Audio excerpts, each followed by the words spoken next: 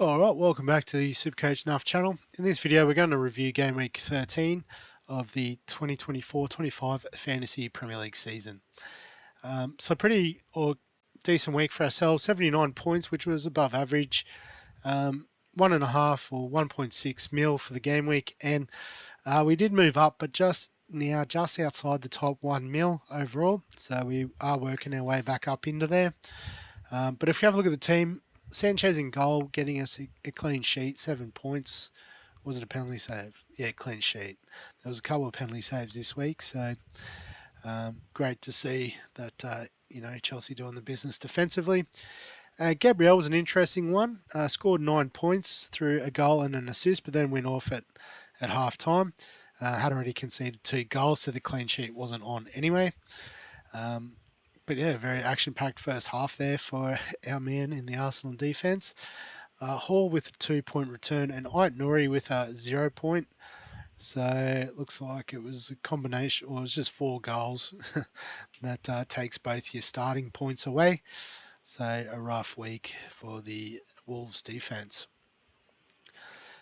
In the midfield though, we made the big change, getting rid of Haaland, bringing in Saka, and that was massive, 18-point return. So a goal, 3 assists and 3 bonus points. I guess if you've got 4 attacking returns, the 3 points sort of comes with that territory.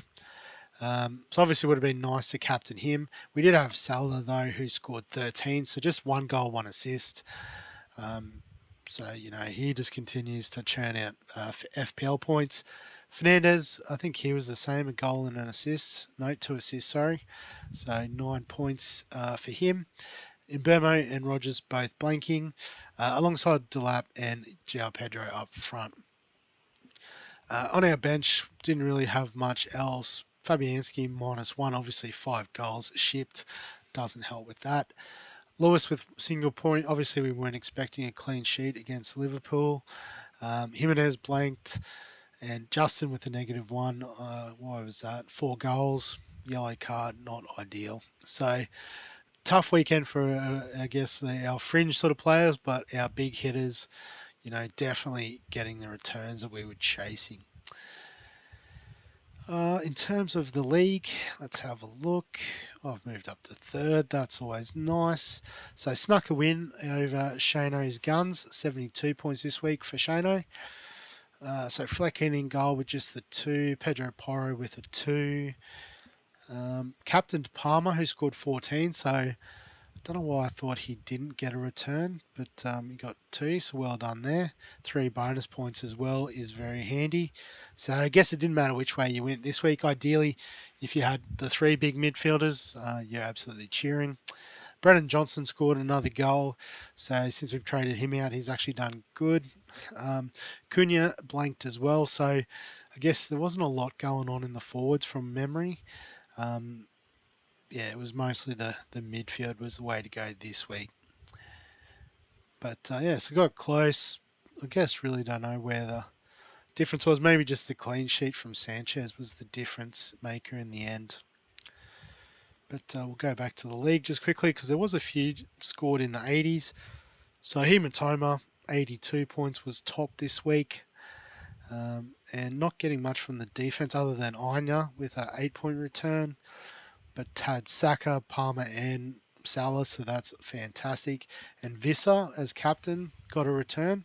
So Visser and Wood, I guess, were the forwards that actually scored.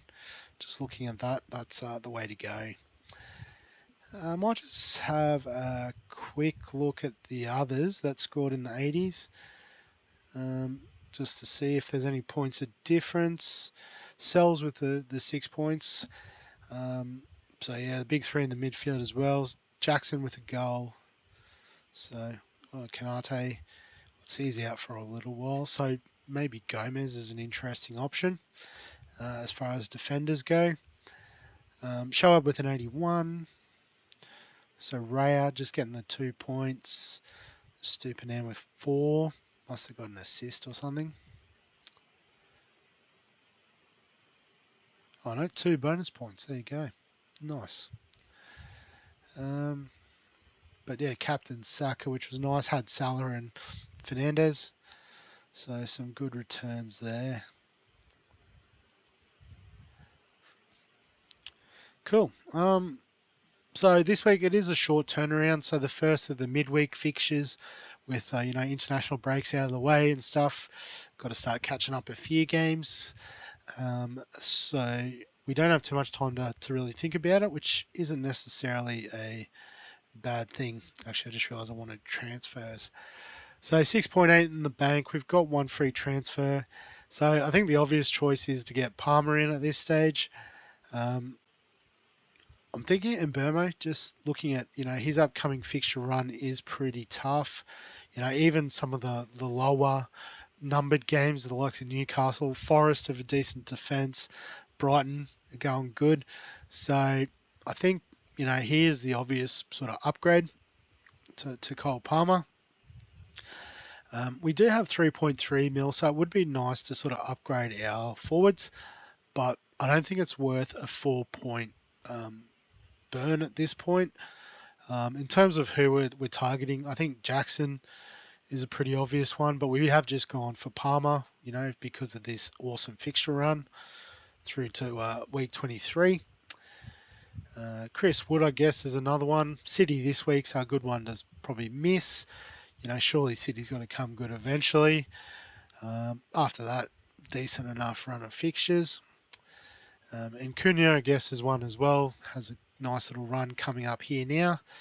So, if we sort of work out, we probably can't afford all three. We probably can afford Wood and Cunha easily. So it's actually only 1 and 1.5. So yeah, it would have a little bit extra in the bank if we even wanted to upgrade in defense potentially. But as I said, in terms of other trade options, I do like Gomez, if we can find him. He's probably down on points, isn't he? I'll just search for Liverpool assets.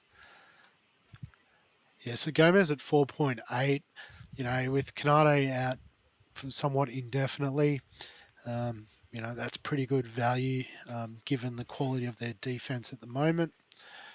So yeah, that's the one I'd target at that cheaper price point.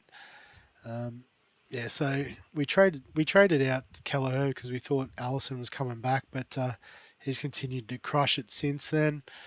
A penalty save against Southampton was handy. One in the Champions League too, if you don't mind. And then the clean sheet this morning against City. So that's a bit of an unfortunate one, but it is what it is. So the trade this week, as I said, we're just bringing in Palmer. No point parking that money on the bench. So let's confirm it. And then for the team this week, I guess decisions around the defence, because, Hall against Liverpool, we're not going to back in. So Lewis against Forest is probably the go.